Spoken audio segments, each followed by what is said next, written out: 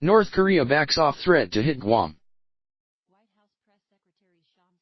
North Korea pulled back its threat to attack a U.S. territory, after days of trading increasingly bellicose rhetoric with U.S. President Donald Trump, and hours after China took its toughest steps against Pyongyang to support UN sanctions.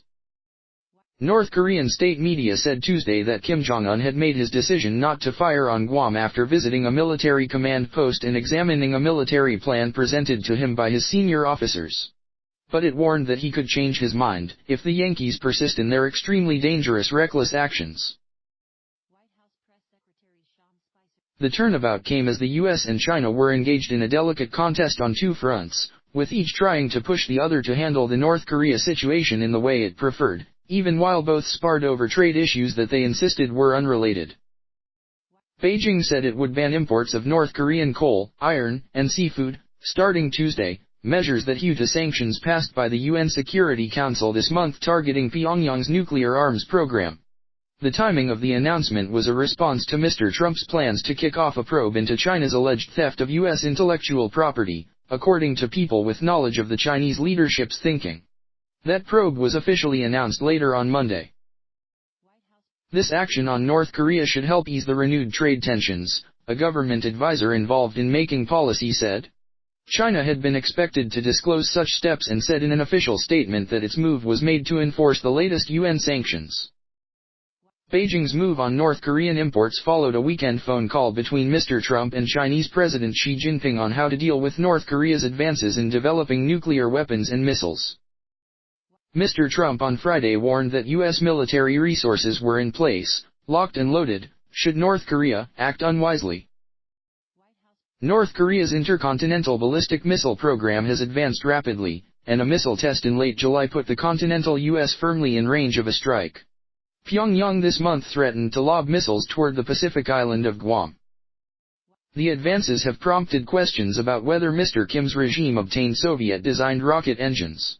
The liquid propellant rocket engines North Korea has been using in recent tests were probably acquired through illicit channels originating in Ukraine or Russia, a report from the International Institute for Strategic Studies said Monday. Stephen Noerper, a professor of political science at Columbia University and senior director at the Korea Society, warned tensions on the Korean peninsula were liable to quickly ramp up again, given upcoming joint military exercises between the U.S. and South Korea slated to begin next week in South Korea. I don't think we should overassume, he said. The escalatory nature of things on the peninsula are that you can go from 0 to 10 very quickly. This could get very hot again. Earlier on Monday in Seoul, before news of Mr. Kim's decision, General Joe Dunford, chairman of the U.S. Joint Chiefs of Staff, said the U.S. must take threats from North Korea seriously, despite fresh skepticism from South Korea that Pyongyang has the ability to reliably deliver an intercontinental ballistic missile to the U.S.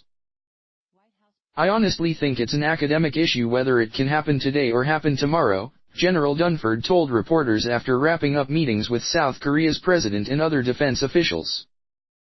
General Dunford noted that North Korea had conducted missile and nuclear tests at a historic rate, at least 15 tests in the past year. But uncertainty remains about the North's ability to endanger the American homeland or even Guam. Those doubts were underscored Sunday by a senior South Korean defense official, who said that both Seoul and Washington had concluded Pyongyang lacks the missile re-entry technology to successfully launch an intercontinental ballistic missile at the continental U.S.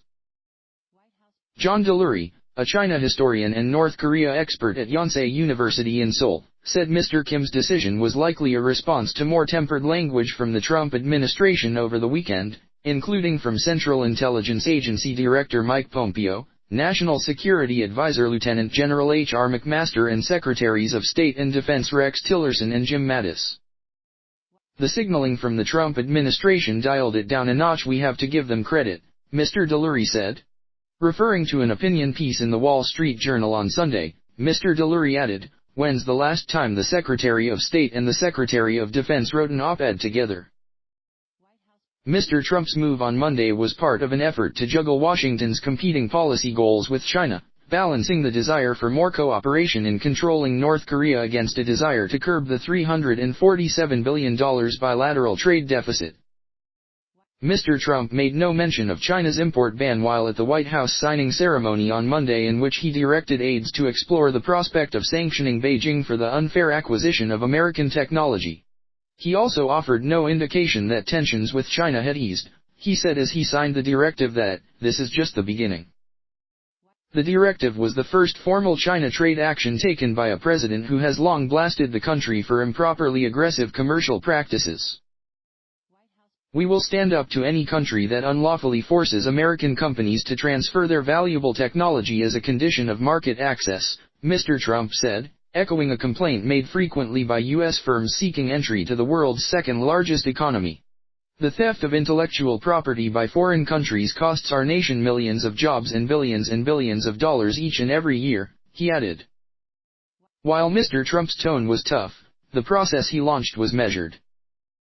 He specifically ordered his trade representative to begin a study into whether to launch a formal investigation about complaints that Beijing forces multinationals to license valuable technology to Chinese companies as the price of entry into China's markets.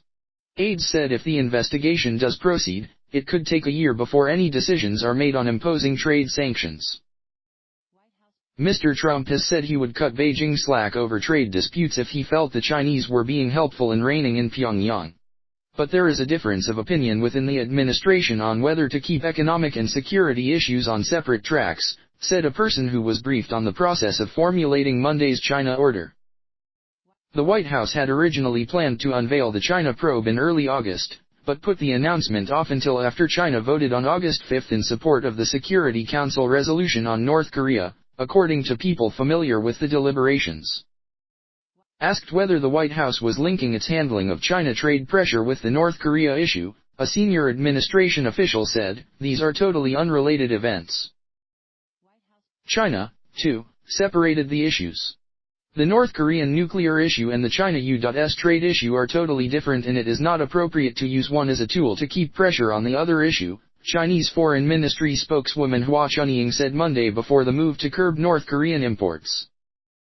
She said China has been improving its regulations on intellectual property rights, while boosting social awareness of the issue. North Korean state media didn't immediately comment on China's announcement. China is by far North Korea's biggest trading partner, accounting for more than 80% of North Korea's external trade for the past 5 years. China has long shied away from severe punitive steps, such as cutting off fuel and food supplies, that could trigger the collapse of the North Korean regime.